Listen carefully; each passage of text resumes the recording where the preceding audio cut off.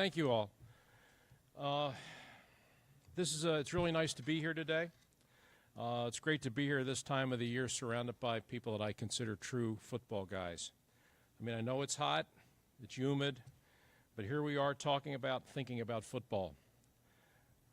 Here in the Northeast Conference, you're fortunate to have one of the all-time great football guys that I've known, and that's Milt Halstead.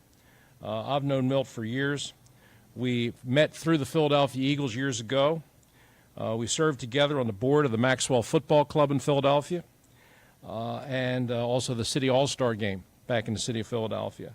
And I don't know of anyone who has given more to the game of football than Milt. So 20 years of service in the NEC as coordinator of football officials and a lifetime of coaching, officiating, and mentoring before that.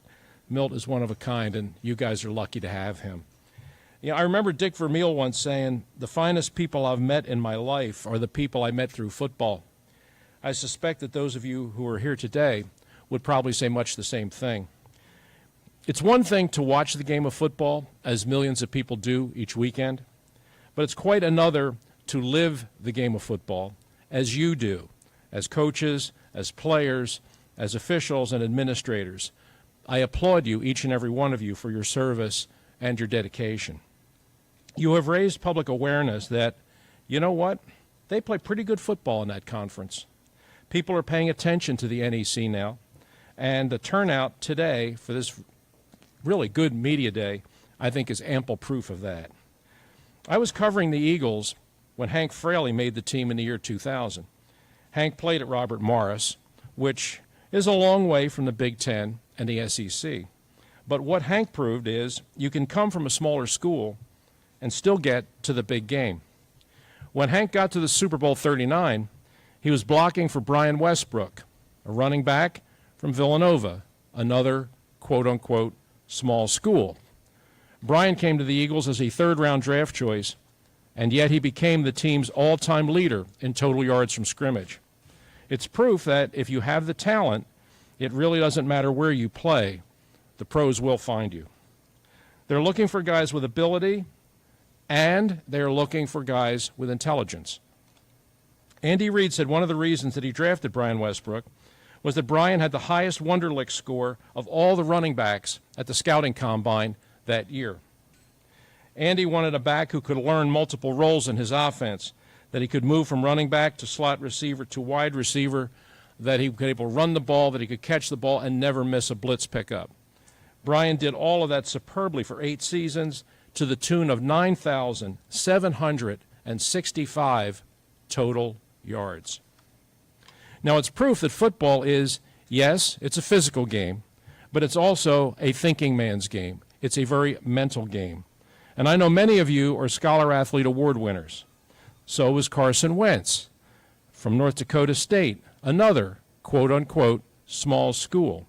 He was a straight-A student in high school and in college. He was the valedictorian of his graduating class in high school and in college. And, of course, he was the second overall pick of the Philadelphia Eagles last year.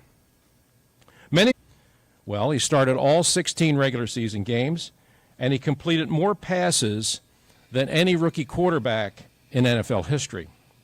So with each Brian Westbrook, with each Hank Fraley, with each Carson Wentz, the divide, at least in the minds of the public, between this level of football and the pros becomes less. Now it is seen as less of a jump than just another step. The same thing applies to coaches.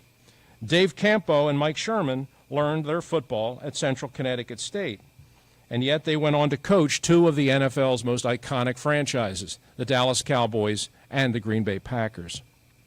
The game of football is the same no matter where you play it. I really do believe that. It's one of the few real things that we have left in this crazy world. People talk all the time about how things are changing, how technology is changing, how society is changing, and it's all true.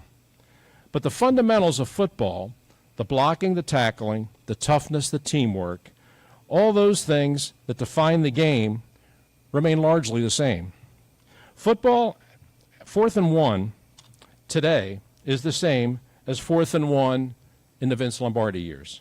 Okay? You either go for it or you don't.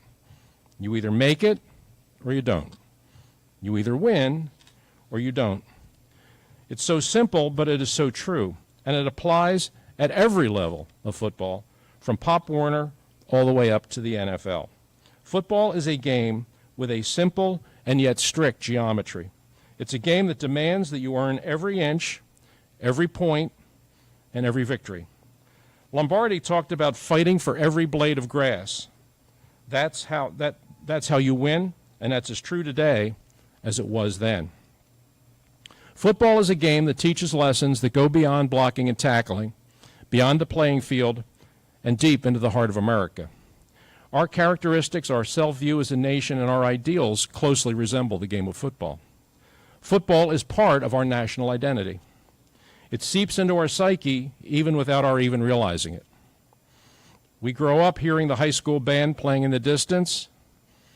We know it's football. We see the Friday night lights and we hear the cheers. We know it's football. We hear the term All-American and we think football.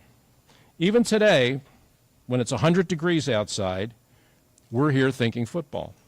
It's the best game. It's our game. And clearly, it's your game.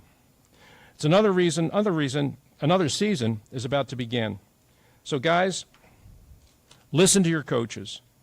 Respect the officials. Respect your teammates. Respect the game. And continue to work hard in the classroom. Prepare for your life after football. I hope you will all have the chance to play in the NFL. Maybe even play in a Super Bowl, like Hank Fraley and Brian Westbrook did. But even if you don't, you can be a winner in life, and that's what matters the most. We all know that. I thank you so much for having me here today, and I wish you all a great 2017 football season. Thank you.